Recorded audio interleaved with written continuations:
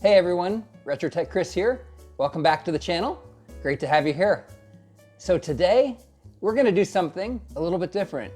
Recently, I took a trip to Dallas-Fort Worth to attend a DFW retro computing meetup. And I'm gonna show you that footage today. So we'll start out, I'll kind of show you the journey on how I got there, then we'll show you the footage, then we'll wrap things up. So let's get going. So here you can see me beginning the journey, putting my big suitcase in the car, make sure that we wave goodbye to the children, and I get into the car so my wife can take me on my way. And before you know it, I'm in Texas, here riding with the Obsolete Geek in his very awesome Toyota Crown. Here's the venue where we held the event, which happens to be a building owned by the Geek Pub, who is another YouTuber. And it was a very cool place to hold the event. Okay, so before we get to the retro footage, three things. First of all, I'm not an expert on all of the systems I was looking at, so I tried to get things right using, Wikipedia as a resource. If I got it wrong, sorry, comment below, straighten me out. Second, this is gonna be a bit of a lightning round. We're covering a lot of PCs in under 10 minutes and non-PCs, so buckle up. And third, I tended to use a couple of words a lot as I was looking at the voiceover footage I did. Words that may be used a lot may lead to you playing some sort of a game. However, whatever game you want to play, I'll leave it at that. But if you hear any of my gorgeous or beautiful words, feel free to play whatever game you would like accordingly. But I don't condone doing anything bad or wrong. Anyway, enough of that. Here's the footage.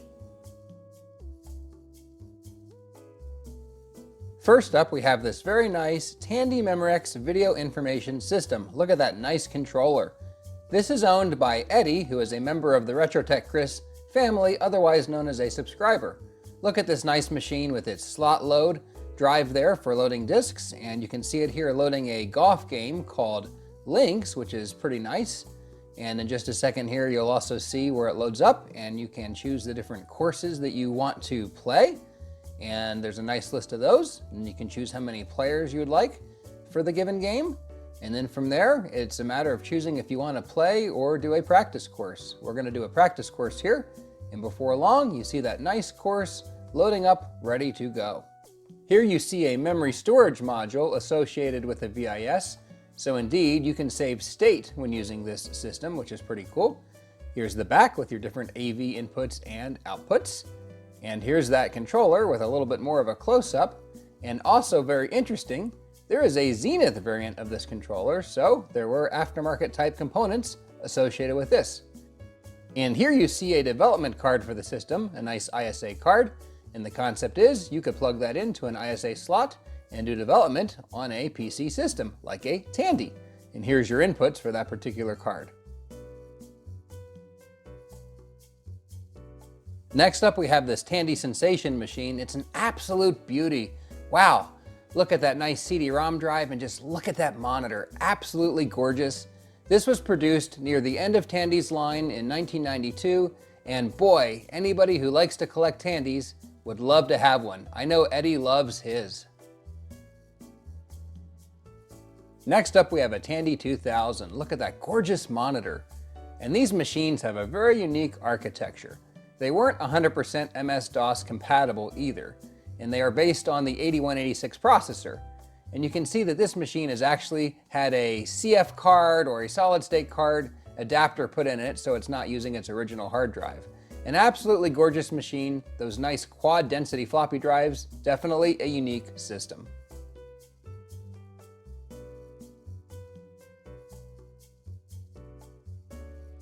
Next, we have the color Maximite, which is a system inspired by systems like the Apple II, TRS-80, systems of that era. It does have VGA output and USB inputs. Next, we have a Smith Corona 8000 LT word processor. And indeed, it's running on batteries. And it also has a floppy drive. This is circa 1990 when it was released. Next, we have a Commodore SuperPET, unfortunately non-operational, but these were a little more beefed up than your standard Commodore PETs. Here's a Commander X16 prototype board running Attack of the Petsky Robots. It's a familiar sight for anybody who watches the 8-Bit Guy. Here's a boxed copy of that game. And here I am with the creator of the game.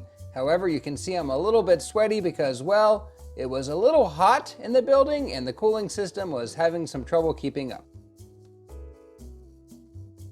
Here we have the COMX35 playing a video game. This is a clone of the COMPS 35 from the 80s. 32 kilobytes of memory plus 3 kilobytes of video memory. Here we have a Sharp X68000 brought by the Obsolete Geek. Just look at the graphics. Japan always got the good stuff. This was sold in Japan only. But this is a vintage 1987 system, and just look at the power of it. Pretty impressive. So the next entry is not a hardware entry, but a very important software entry, PROTOWEB. And here you can see it running on this laptop right here. And Malivi is going to show us a couple of websites that we can see running like it's 1995. First we have this digital equipment that you saw quickly, and then the Happy Puppy website, which was popular back in the day. And of course, since he's talking to RetroTech Chris, here's a Compaq website, complete with drivers, which is certainly after my own heart. Very impressive. Here we have a Franklin Ace 2100, which is amongst the last of the Franklin series. It has a very nice detached keyboard here, and it is a clone of an Apple IIe system. Here we have an Amstrad PPC personal portable computer. It is the 640 model with 640 kilobytes of memory. Here it is with the screen popped up. What a nice, lovely green screen that you see there. This is a PC-compatible system with an NEC V30 processor.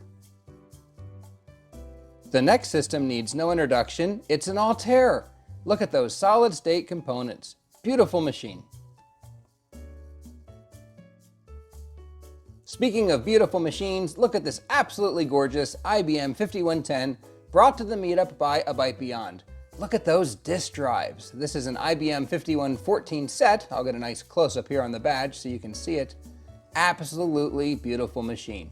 You would use these for doing payroll processing, things along those lines, or in this case, playing games, which is what we do at Vintage Meetups. And next to this system is a printer and a disk holder for those 8-inch floppies that go with this machine. Gorgeous. The next system needs little to no introduction. It's a Macintosh SE. I love how it has those dual floppy drives and that it's connected to an external monitor.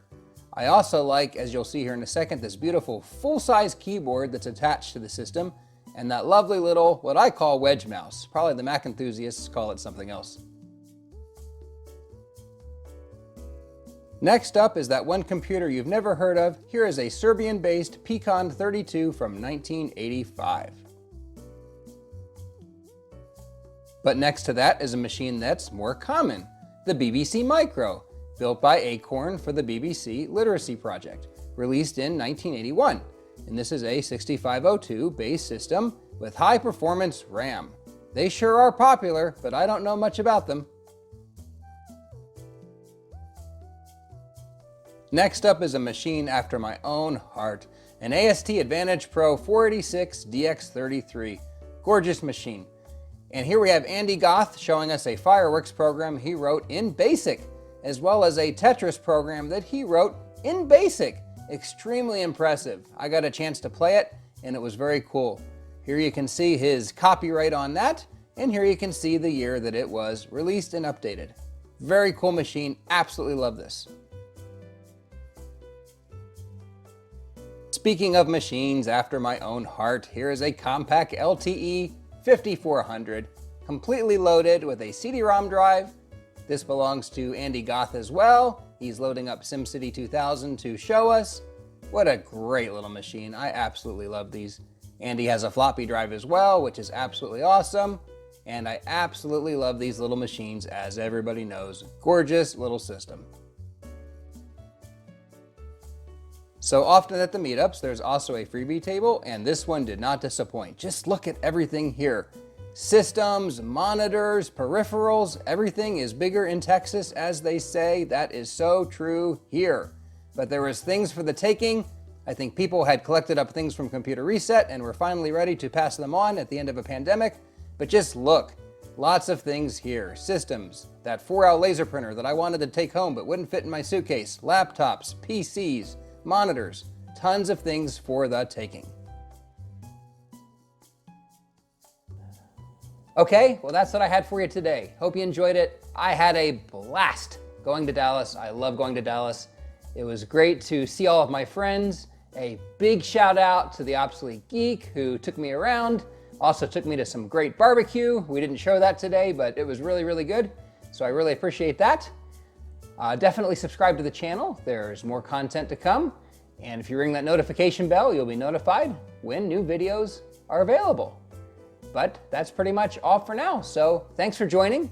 Looking forward to seeing you next time. Until then, bye for now.